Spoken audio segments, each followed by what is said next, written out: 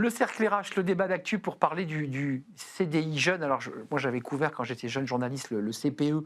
Ça me rappelle quelques souvenirs. Il y a 20 ans, quand j'étais encore jeune. Et ça a créé le même tollé, les mêmes débats. On va en parler avec mes invités. Est-ce que c'est une fausse bonne idée, une vieille bonne idée? Je ne sais pas.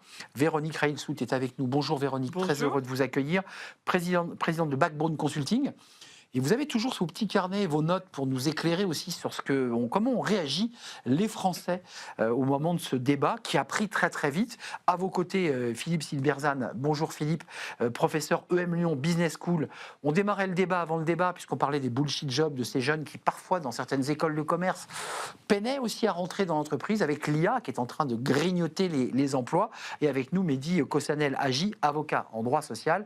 Merci, et je crois que c'est la première fois que vous venez sur le plateau. C'est la première fois. De Smart Job, sur ce plateau. Bien en tout sûr. cas, c'est un vrai plaisir de vous accueillir. Plaisir partagé. Véronique, juste pour se rappeler la particularité de ce CDI 2.0, il pourra, je mettrais plutôt pourrait, être rompu sans motif pendant les premières années de contrat, avec une indemnisation croissante en lien avec l'ancienneté du salarié en cas de rupture. Donc ça, c'est l'avocat qui va répondre, mais comment on réagit les Français qui ont peut-être des jeunes en emploi ou en recherche d'emploi? Dans les Français, il y a les. Donc, il y a les jeunes, les moins jeunes, les chefs d'entreprise. Bon, chaque catégorie a réagi de façon différente, mais globalement, il y a une forme d'unanimité pour dire que ça s'appelle une vieille, fausse, bonne idée. D'accord. Donc, voilà, on a déjà gagné du On temps. a répondu à ma question. Ensuite, pourquoi? Parce que les jeunes, ils le décrivent comme 2 ans de période d'essai, c'est un peu compliqué pour se construire. Qu'au bout de 6 mois, quand vous prenez un stagiaire, vous commencez à avoir une idée quand même de la réalité de sa capacité à apprendre et à s'organiser. Donc 6 mois, c'est déjà pas mal. Et puis, par ailleurs, il y a quelque chose chez les jeunes où, dans leur conversation, ils sont étonnés du fait que l'apprentissage ne soit pas plus une solution prônée, en particulier, comme nous vivons dans un monde où il n'y a pas forcément beaucoup de frontières, eh bien on se compare assez facilement. Est-ce que c'est pour se rassurer? Je ne sais pas, mais en tout cas, on se compare. Et en particulier, les jeunes Suisses expliquent combien le fait d'être un apprenti, ça n'est pas dévalorisant, voire même plutôt très valorisant. Et en France, c'est pas encore le cas, alors que l'apprentissage est une façon d'apprendre en ayant une logique de transmission du savoir et de l'expérience. Qui marchait très bien. Qui fonctionnait très bien, mais qui était plutôt... plus d'argent. Non, mais c'était souvent associé à des métiers manuels. À l'origine. À l'origine, moins à des métiers intellectuels. Et puis surtout, on est en face d'une génération qui souvent se sent stigmatisée. On parle souvent de la santé mentale des jeunes.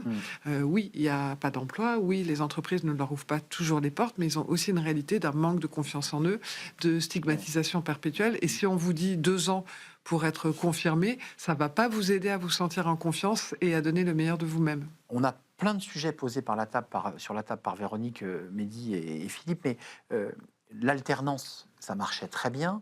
Le MEDEF utilise l'argument, et moi j'ai lu la conférence de presse, j'ai essayé de relire, l'argument utilisé par le patron du MEDEF le 28 janvier au siège du MEDEF, c'était de dire que ça se destinait aux NEET, c'est-à-dire ceux qui n'avaient ni emploi, ni formation, les 1,5 million de jeunes. L'alternance ? Non, le sujet du CDI jeune. Ah. C'était quoi, un argutie, ou parce que j'ai eu le sentiment que c'était un peu fallacieux comme argument? D'abord, il faut reconnaître le mérite d'avoir posé le débat, oui. parce qu'on a quand même une partie de la population dont personne ne se préoccupe. Donc je dirais qu'à minima, on pose enfin le débat sur la table. On abandonne une partie de la jeunesse. Plus d'1,5 million de jeunes. Voilà, quand même. donc c'est quand même colossal. Des jeunes qui sont sans perspective aucune, avec des souffrances économiques et psychiques qui sont bien décrites. Clairement. Donc il faut se féliciter d'abord que ce débat-là se posait. Après, est-ce que c'est la bonne réponse? Là, effectivement, c'est en question parce que on est dans une tradition bien française on fait un système compliqué qui crée plein de problèmes. Et plutôt que le résoudre, on va rajouter des rustines qui vont résoudre quelques problèmes et en créer encore plus d'autres. Et là, c'est vraiment cette logique. Donc, comme souvent, ça part d'un bon sentiment, c'est déjà bien, mais on sait que l'enfer est pavé de bons sentiments, et ça n'est pas mais une solution. Vos étudiants, mettons les pieds dans le plat. On découvre aujourd'hui que certains étudiants de Stanford, auparavant ils étaient embauchés, ils mettaient le pied à Stanford, ils avaient un emploi. Là, aujourd'hui, on voit des études qui arrivent des États-Unis, on voit qu'ils mettent 2 mois, 3 mois, 6 mois, que les grandes entreprises Stanford. Alors, l'EM Lyon, j'imagine qu'ils sont tous embauchés avec des très bons professeurs. Mais on voit quand même qu'il y a des difficultés, même pour ces jeunes qui ne sont pas des NEET. Alors, des jeunes pour la première en fois, rupture. effectivement, on a des diplômés qui ont des taux d'emploi inférieurs à des non-diplômés, des plus faiblement diplômés. Donc ça, c'est un vrai retournement qui, en soi, pose question. Peut-être qu'on a une surdiplomation, la fabrique d'élite excessive. Ça, c'est un vrai sujet. Mais je dirais qu'en termes de priorité, c'est quand même ces fameux NEET, c'est-à-dire ceux qui sont vraiment là sans aucune perspective, parce que quelqu'un qui est diplômé, qui va rencontrer des difficultés parce que peut-être le À diplôme terme, n'était il pas bon, trouvera. voilà, globalement, c'est pas les plus mal lotis, même s'il ne faut pas sous-estimer la difficulté que ça représente, on a pu s'endetter, etc. Donc là, il y a un vrai sujet qui est aussi un sujet de société, parce qu'on a une surdiplomation, alors surtout en France, mais en termes, je dirais, d'urgence et d'importance sociale, c'est quand même effectivement ceux qui sont sous-qualifiés. Mehdi Kossanel agit avocat en droit social. Là, on voit quand même dans la particularité de ce fameux CDI jeune, CDI 2.0 comme il était appelé dans les médias, qu'on peut rompre le contrat sans motif. Et on l'entend souvent dans la bouche des patrons qui disent mais c'est compliqué, on ne peut pas se séparer de collaborateurs, une fois qu'on l'a branché en CDI, ça ne marche pas. Qu'est-ce que vous répondez à ça? Mais en fait, c'est totalement faux. J'ai l'impression que c'est comme une ancienne qui revient depuis 20, 30 ans. On veut plus de flexibilité, le droit du travail est trop rigide, mais en fait... Enfin, il est très totalement faux. volumineux, disons même. Alors, il est très volumineux, mais en fait, il est ultra souple maintenant en France. Aujourd'hui, je peux déroger à la convention collective, je peux créer mon droit du travail à mon entreprise. On dit simplement il faut négocier. Par contre, où je ne peux pas négocier, c'est le salaire minimum, certains impératifs, tu ne travailleras pas 7 jours sur 7, ni 24 heures Là, sur on 24. touche au salaire minimum. Mais, oui, bien évidemment. Mais en réalité, le SMIC jeune, il existe déjà. Tout à l'heure, vous disiez que l'apprentissage devrait se développer.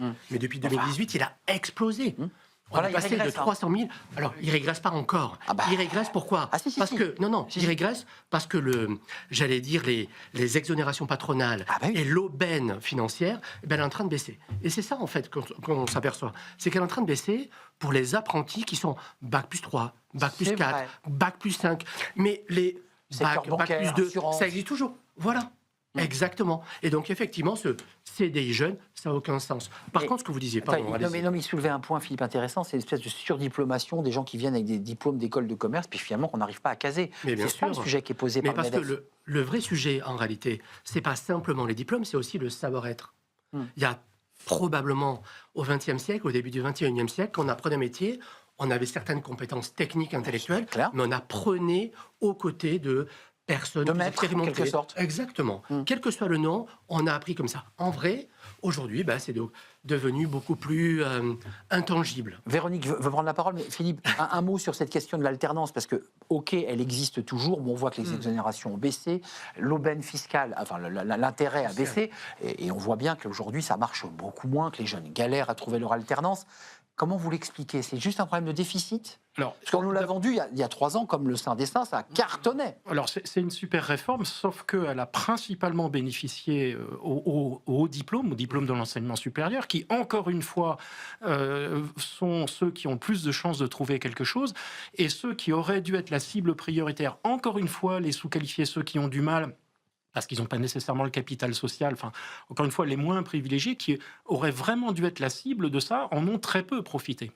Donc, ce retour en arrière qu'on a va effectivement probablement affecter les études supérieures, mais l'effort doit porter principalement l'apprentissage. C'est une des grandes idées, c'est une idée extrêmement puissante qui peut être une partie de la solution. Et de l'entreprise. Voilà, donc on en connaît les vertus, mais il doit être dirigé en priorité sur ces cibles-là. Véronique Reilsoud, qu'est-ce que vous en pensez de ça? Parce que je vous sens plus hésitante sur le... D'abord, l'apprentissage et l'alternance, ça n'a pas les mêmes qualités, les mêmes vertus. L'alternance, il y a un sujet de subvention, mais il y a surtout un sujet de la réalité de l'entreprise. Bien sûr. Avoir quelqu'un qui n'est pas tout le temps là, qui va s'absenter, alors selon les écoles, c'est... 15, une semaine, 3 C'est semaines. pas toujours très clair, ça se négocie, c'est compliqué. C'est les écoles, en plus. Oui, c'est ça. Donc, c'est plus compliqué et ça convient pas forcément à des métiers, justement, pour les hauts diplômés parce que on leur demande d'être très engagés dans l'entreprise et on va pas dire, là, c'est la semaine où je peux pas m'engager parce que, donc c'est un peu compliqué en termes d'organisation. Et en plus, accessoirement, ça ne touche pas les fameux NEET puisqu'il faut être dans une école. Donc, ça ne fonctionne pas. En revanche, l'apprentissage, il a quelque chose d'intéressant. C'est pour ça que je vous disais, les jeunes eux-mêmes essayent d'être créatifs dans les solutions et disent, on pourrait imaginer des logiques d'apprentissage qui ne nécessitent pas forcément d'être à l'école à ce moment-là, qui est du compagnonnage. Le compagnonnage, on pense souvent au métier manuel, mais ça n'est pas forcément Les que compagnons ça. du Tour de France. Et donc, en fait, ils ont envie de proposer des solutions, de ne pas ressortir des vieilles chimères. Et par ailleurs, être licencié, c'est pas si compliqué que ça. C'est un peu lourd pour l'entreprise, et tant mieux, ça protège. Ils sont plutôt dans une logique où, en fait, ils ont l'impression souvent d'être stigmatisés. Et leur sujet, c'est le premier emploi. C'est pas tant les stages, c'est pas C'est tout à tant fait ça. trouver un moyen d'os. C'est La une première fois que j'ai marche. terminé, la première marche, elle est souvent ça. compliquée. Ils entendent, je lisais sur des forums de jeunes où ils disaient, on dit tout le temps, on s'engage pas, les jeunes ne s'engagent pas. Les jeunes n'ont jamais été autant engagés c'est le par la paradoxe. cité. On va dire, ce sont des gens qui n'acceptent plus les contraintes et ne veulent avoir que des droits et pas La d'obligations. Gen Z, Voilà. pointé du doigt. Ce qui, de nouveau, n'est pas tout à fait vrai quand C'est on vrai. regarde. C'est plus qu'ils très ont contrasté. une notion de la hiérarchie qui est un peu différente, une envie d'avancer. On leur sort souvent le sujet de l'IA, alors que l'IA, c'est juste une tournure d'esprit, un apprentissage de comment est-ce que je dois réfléchir, mais la réalité, c'est que personne ne sait plus ou moins ce qui va évoluer dans un métier. On commence à avoir à Ouais. 2-3 ans une Ça se réalité de dessine, vision. là. Ça commence à se dessiner, mais c'est Ouais. pas ça qui fait que les jeunes ne sont pas Mais embauchés, quoi. L'IA. Pardon. Allez-y, Ce qui est drôle, allez-y. en fait, c'est que cette stigmatisation des jeunes, Laurence Parisot, à l'époque, au nom du BNF, nous disait c'est scandaleux, il faut surtout pas faire ça. C'est étonnant que 20 ans après, hop, abracadabra, on ressort. Ça montre que c'est plutôt de la provoque, en réalité.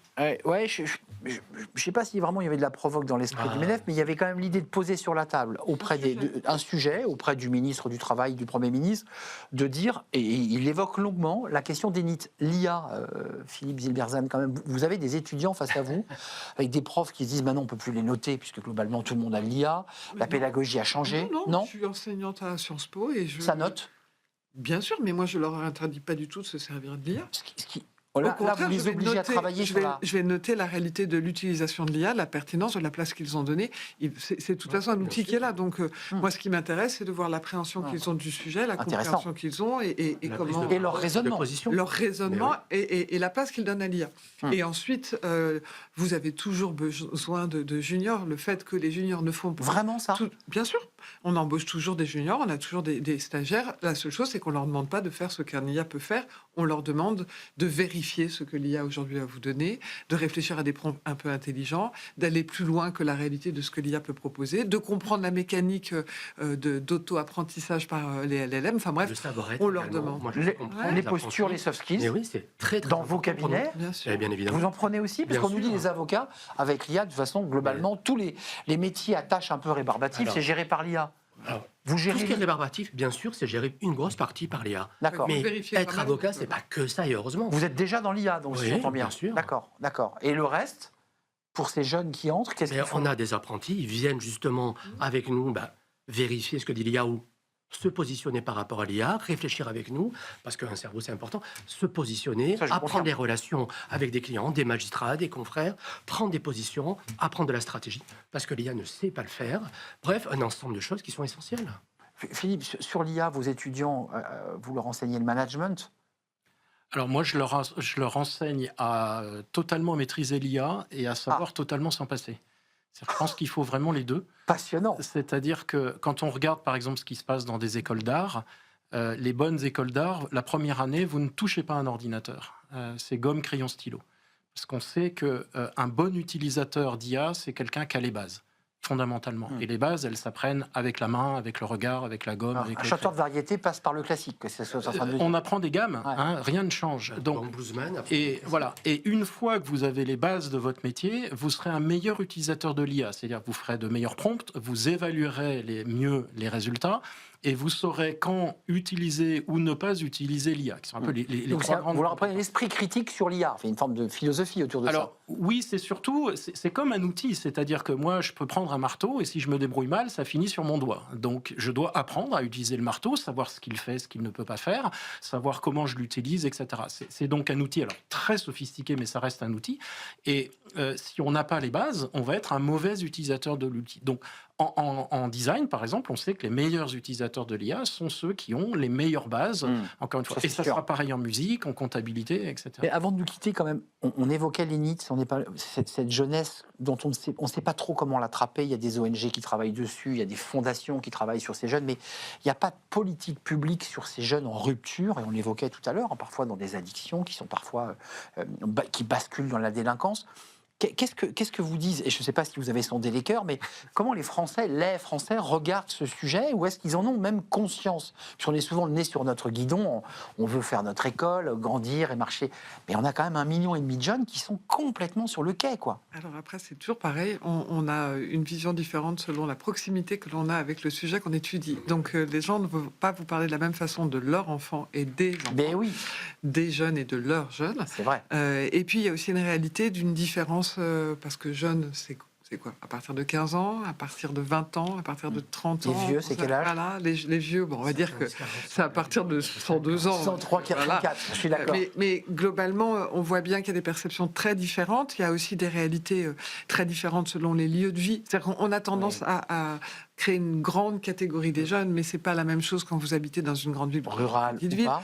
rural ou pas, des types de métiers que vous avez envie de faire. Il y a des métiers qui, vos élèves, pour grande partie, ne savent pas exactement quel sera leur métier demain. Donc c'est un mindset qu'on va leur apprendre, une façon d'appréhender les problématiques. Il y en a d'autres, ce sont des métiers extrêmement précis, comme les agriculteurs, par exemple, qui ne font plus le métier comme on le faisait hier, mais qui est une réalité très technique aussi.